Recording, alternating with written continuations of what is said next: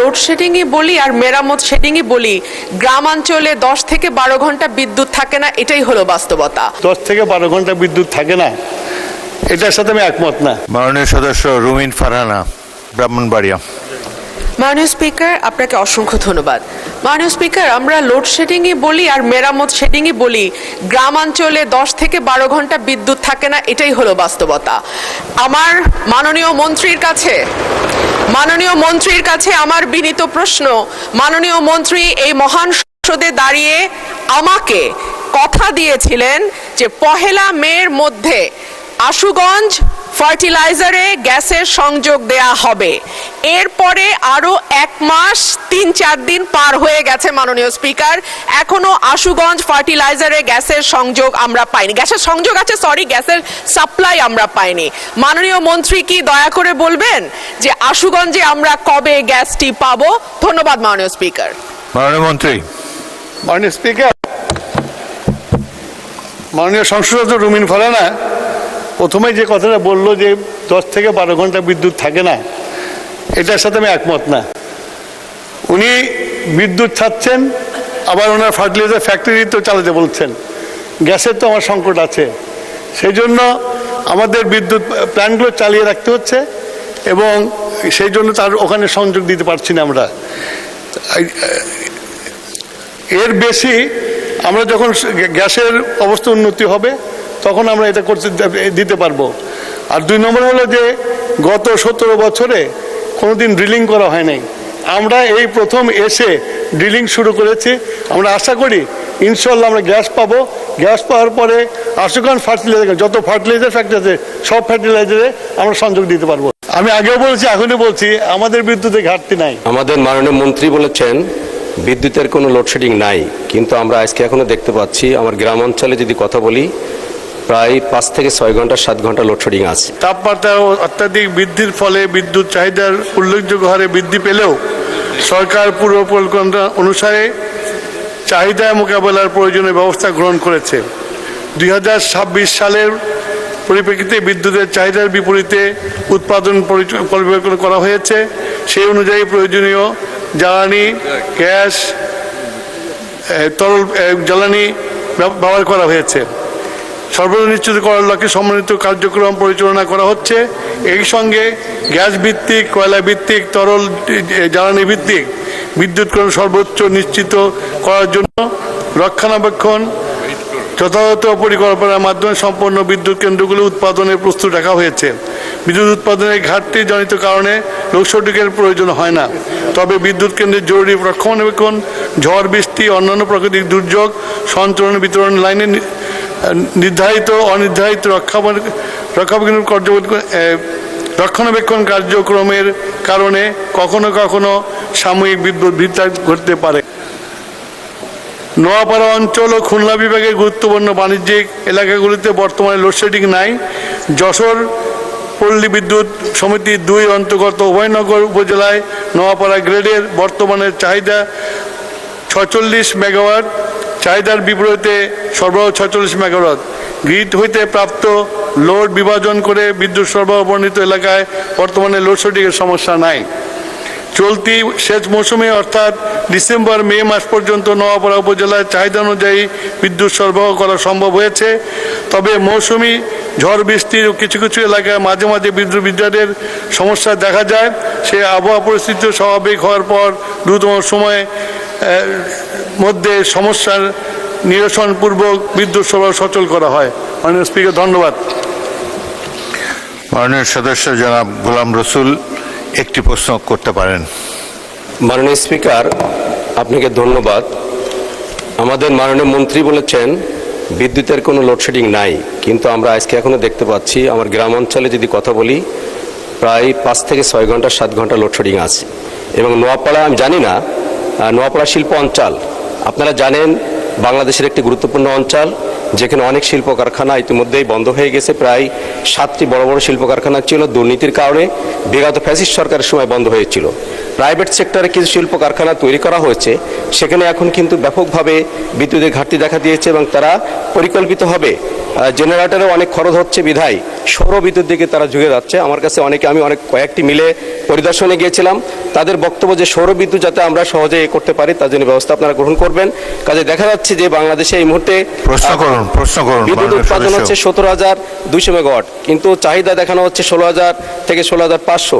কিন্তু এই ঘাটতিটা কোথা থেকে আসছে এটা আমরা বুঝতে পারছি না। মাননীয় মন্ত্রী, ঘাটতি কেন? স্পিকার, আমি আগেও বলছি এখনই বলছি, আমাদের বিদ্যুতে ঘাটতি নাই। যে লোডশেডিং এর ডেফিনেশনটা একটু পরিবর্তন করতে হবে। লোডশেডিং সেটাই যেটা আমার বিদ্যুতের সরবরাহ না থাকলে লোডশেডিং হয়, আর যেটা ঝড় বৃষ্টি প্রাকৃতিক কারণে গাছ পড়ে দিয়ে যদি তার ছিঁড়ে যায় সেটা লোডশেডিং না, সেটাকে মেরামত করার জন্য যে সময়টুকু দরকার সেই সময়ের মধ্যে আমরা লোডশেডিং দিতে বাধ্য করে বিদ্যুৎই যায় না সেখানে, আবার মেরামত হয়ে গেলে বিদ্যুৎ চলে আসে। সুতরাং লোডশেডিং হলো বিদ্যুতের যদি আমার ঘাটতি থাকে, বিদ্যুতের বাংলাদেশে এখন কোনো ঘাটতি নাই। আমাদেরকে যখন সাংবাদিকরা প্রশ্ন করেছিলেন রামিসার বাবা বিচার চান না, এ বিষয়ে আমাদের বক্তব্য কি, আমরা বলেছিলাম এর একমাত্র জবাব হবে তাকে সেই আস্থার জায়গা ফিরিয়ে দেওয়া। আজকে রামিসার বাবা বলেছেন এই বিচারে উনি সন্তুষ্ট, আমরা তার আস্থার জায়গা ফিরিয়ে দিতে পেরেছি। আমরা আনন্দের সাথে জানাচ্ছি যে আমরা রামিসা হত্যাকাণ্ডের সাথে জড়িত দুইজন আসামি, মূল আসামি সোহেল এবং তার সহযোগী তার স্ত্রী, তাকে আদালতের মাধ্যমে মৃত্যুদণ্ডের রায় পেয়েছি। মাননীয় প্রধানমন্ত্রী নিজে, মাননীয় স্বরাষ্ট্রমন্ত্রী সহ, এবং সেখানে সেই টিমে আমিও ছিলাম, আমরা ভিকটিমের পরিবারের সাথে দেখা করি। ওই দিন ভিকটিমের বাবার একটি আহাজারি ছিল যে উনি বিচার চান না, কারণ এদেশে এই ধরনের ঘটনার বিচার হবে না। আমরা আশ্বস্ত করেছিলাম, মাননীয় প্রধানমন্ত্রী আশ্বস্ত করেছিলেন এই ঘটনার আমরা বিচার করতে বদ্ধপরিকর। মানে স্পিকার, আপনার মাধ্যমে বাংলাদেশের সম্প্রতি ঘটে যাওয়া একটু অত্যন্ত হৃদয় বিদারক ঘটনার বিচার সম্পর্কে আপনার মাধ্যমে এই জাতীয় সংসদকে, এই মহান সংসদকে এবং গোটা জাতিকে আমরা অবহিত করতে চাই। মাননীয় স্পিকার, মাননীয় স্পিকার, গত 19শে মে ঢাকা শহরের পল্লবী এলাকায় একটি অত্যন্ত নৃশংস ঘটনা ঘটেছিল, আপনারা সবাই দেখেছেন। সে নৃশংস ঘটনায় 8 বছরের শিশু রামিসা ধর্ষণ এবং হত্যাকাণ্ডের শিকার হয়। এই ঘটনার 7 ঘন্টার মধ্যে আমাদের পুলিশ বাহিনী 2 জন মূল আসামিকে গ্রেপ্তার করতে সক্ষম হয়। সরকারের পক্ষ থেকে তাৎক্ষণিক পদক্ষেপ নেওয়া হয়। মাননীয় প্রধানমন্ত্রী নিজে, মাননীয় স্বরাষ্ট্রমন্ত্রী সহ, এবং সেখানে সেই টিমে আমিও ছিলাম, আমরা ভিকটিমের পরিবারের সাথে দেখা করি। ওই দিন ভিকটিমের বাবার একটি আহাজারি ছিল যে উনি বিচার চান না, কারণ এদেশে এই ধরনের ঘটনার বিচার হবে না। আমরা আশ্বস্ত করেছিলাম, মাননীয় প্রধানমন্ত্রী আশ্বস্ত করেছিলেন এই ঘটনার আমরা বিচার করতে বদ্ধপরিকর। মাননীয় স্পিকার, আপনার মাধ্যমে এই মহান সংসদকে জানাতে চাই, আমাদের পুলিশ বাহিনী 5 দিনের মাথায় সুষ্ঠু তদন্ত করে এই ঘটনার পুলিশ প্রতিবেদন দাখিল করেছিলেন 24 তারিখ ঈদের আগে দুপুর 12টার সময়। 24 তারিখ দুপুর 4টের মধ্যে সেই চার্জশিট আমরা সিএমএম কোর্ট থেকে সংশ্লিষ্ট ট্রাইব্যুনালে নিয়ে যাই। মাননীয় স্পিকার, মাননীয় স্পিকার, আমাদের সামনে একটা শঙ্কা ছিল, সেটা হলো বাংলাদেশের সমস্ত আদালতগুলো 1 জুন থেকে, নিম্ন আদালত ম্যাজিস্ট্রেসি বাদ দিয়ে নিম্ন আদালত 1 জুন থেকে 15 জুন পর্যন্ত গ্রীষ্মকালীন ছুটিতে যাওয়ার কথা। আমাদের মাননীয় প্রধান বিচারপতিকে আমরা অনুরোধ করার পরে বাংলাদেশের সকল শিশুর প্রতি সহিংসতামূলক যে ট্রাইব্যুনালগুলো গঠন করা হয়েছে, আমরা গত সংসদে আইন পাশ করেছি, সেই ট্রাইব্যুনালগুলোকে আমরা ছুটির আওতা বহির্ভূত রাখতে সক্ষম হই। 24 তারিখে চার্জশিট পাওয়ার পরপরই আমরা যখন দেখেছি যে আসামি পক্ষ কোনো আইনজীবী দেয়নি, বিচার প্রক্রিয়াকে প্রশ্নবিদ্ধ করার অন্যতম একটা প্রক্রিয়া ছিল। আমরা আইনের বিধান মেনে রাষ্ট্রপক্ষ থেকে 24 তারিখেই আমরা আসামিকে একটি স্টেট ডিফেন্স লয়ার দিতে সক্ষম হই। মাননীয় স্পিকার, 24 তারিখে ট্রাইব্যুনাল বসে 1 জুন যেদিন প্রথম কোর্ট আদালত খুললেন, রোজার ছুটির ঈদের ছুটির পরে 1 জুন চার্জ ফ্রেমিংয়ের জন্য রাখে। 1 জুন যথারীতি এই মামলার অভিযোগ গঠন করা হয়। 2 জুনে এই মামলার 16 জন সাক্ষীর সাক্ষ্য সমাপ্ত করা হয়, গ্রহণ করা হয়।